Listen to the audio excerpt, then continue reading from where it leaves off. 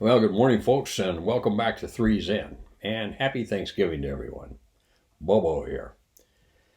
I've had a couple stories racing through my mind as I've been fighting off this head cold, and they're starting to stack up, so I thought I'd take a moment and crank out a couple of them here this morning. The first one I have for you is on Corrie-san, a fellow named Mike Corrie. Now, I met Mike at Randolph in I'm thinking 1984 or conceivably earlier. He worked at Headquarters Air Training Command, and I'd see him come through the squadron to go out and fly. May have even briefed him from the soft desk, the supervisor flying desk.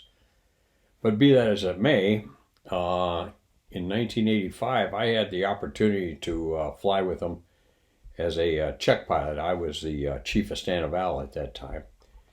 And Mike came down from the staff, and we met in the squadron, as we were prone to do. Got a cup of coffee and sat down and began chit-chatting with each other. Usually we would play 20 questions at the beginning of the check ride, because if the individual did not know his stuff, what's the purpose in flying the ride? At any rate, that was the theory. So this one particular day, we sat down and started to play Stump the Dummy. Well, that didn't take long, unfortunately. Mike was in a staff position, so he didn't necessarily deal with all the nuts and bolts of the operation per se, day in and day out. So there were a few things that I probably asked him that were beyond the purview of what he would normally encounter. At any rate, I would ask him about minimums. I'd ask him about alternate requirements. I asked him about airspeeds, procedures, and so forth. And a couple of those he was really stumbling with. And on a normal check ride, he probably would have been sent home and asked to come back another day. But, you get paid the big bucks to make good judgments. And so finally I looked at him and I said, Mike, you really don't know crap, do you? He said, no, Bob. He says, I really don't. And because he was uncomfortable, just about as uncomfortable as I was. So I looked at him, and right then he knew that, by letter of the law, if anybody was sitting in on me, I wouldn't have had any choice. I'd had to take him out. But I said, okay, Mike, as long as you understand, let's go out and fly and have a good time. So we did. Well, I gained a friend that day. Mike could fly the jet. He knew the things he was supposed to know. It's just he didn't know the minutia. Now, Gary Green was a friend of mine from Vance. Actually, I worked with Gary. And he came out with these little gems every now and then. One of them that has stuck with me for all these years. He said the FAPE, the Air Training Command FAPE, First Assignment IP, knows relatively little about the total Air Force flying environment, but in great detail. And that was the case here. I had slid into asking a lot about minutia that really didn't have that much of a bearing on day-to-day operations, so it was easy to let this slide. So we went out and flew, came back, debriefed, shook hands, and went about our own way. Now, at some point in this early relationship, we developed a shtick, if you will.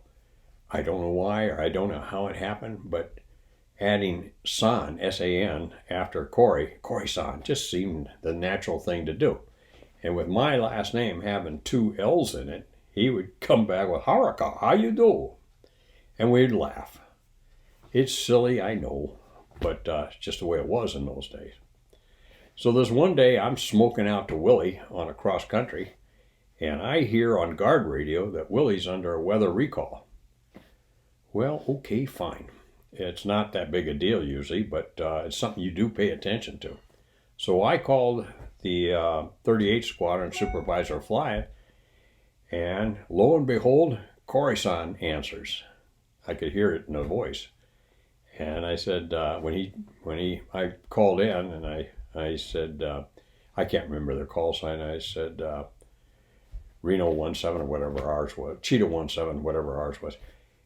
And I said, he answered, and I said, Corrie-san, how you do? And he said, Haraka.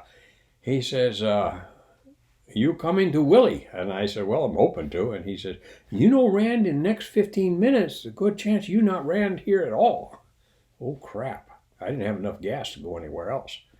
So I said, okay, see you in a bit. So I requested lower, got below 18,000, aimed the jet right at Squawk VFR, aimed the jet right at Willie, lit the burners, and picked up about 450, 480 knots as I was heading downhill, just racing like I was on fire into Willie. As I got lower and so forth, I could look out, and from the southwest, I saw this approaching wall of sand. I'd never seen anything like that before. But it was just right on the desert. It was just very definitive, went straight up. So I'm smoking in there, and about 480 knots, about 10 miles from the field, 8 miles, whatever it was. Pulled the throttle to idle, kicked out the speed brakes, and as I'm coming in, rolled up on one wing, pulled it around, just laying on the G, and then reversed the turn, and then came back, just bleeding off airspeed as I'm descending a little bit on final, and rolled out at 240 knots, gear, flaps, still in idle, and as I crossed came into the threshold, was able to bring the power back in to arrest my sink rate, stabilize, crossed the runway threshold, touchdown, landed, aero brake, cleared the runway, and there was that dang wall of sand. I was staring right at it. Managed to get into the chocks, shut down. We got the covers on the engines, and that sand just hit, and it stung. But at any rate, averted a catastrophe there. It sure made an impression on me. Went over to the tavern, had a few beers with Corrie-san, just laughed about it. Another story I had heard about, and I thought for years that Mike was on the soft desk on this particular incident, but he says he wasn't. But be that as it may, I'll share the story with you. It very well could have been Corrie, and he just didn't remember. But what it was this IP, 38 IP, was going to go cross country, and he tossed this flight surgeon in the back. Flight surgeons needed to get so many hours per quarter and so forth, so many sorties, so many hours. So off they went on this Friday afternoon.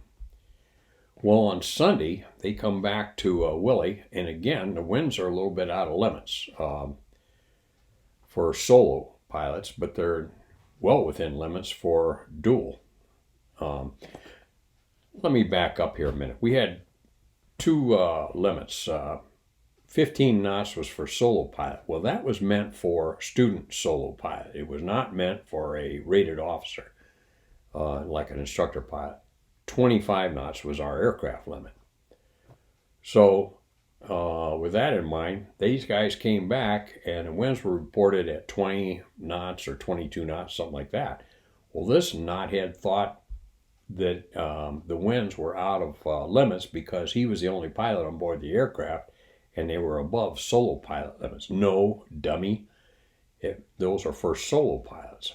Anyway, so he advises approach control that the winds are out of limits and he's going to divert.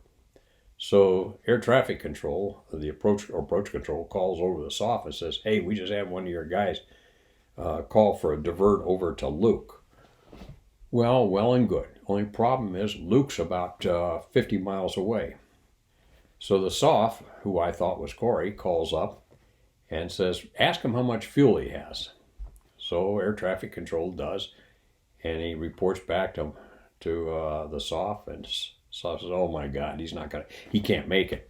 So he says, listen, point him at Sky Harbor, have him land there, and tell him it's Luke. He's too stupid to know the difference. So that's what they did. They gave him radar vectors, advised him that the SOF suggested he land at Sky Harbor, and that's what he subsequently did. He landed at Sky Harbor. Like I said, that sounds something that Mike would have done, but he tells me it wasn't him, so we'll have to just go with it as it is. story's kind of hilarious just to say. As it turns out, when the guy gets back to Willie, eventually gets back to Willie, I don't know how it came up, but they discovered a bit of an anomaly in the aircraft forms.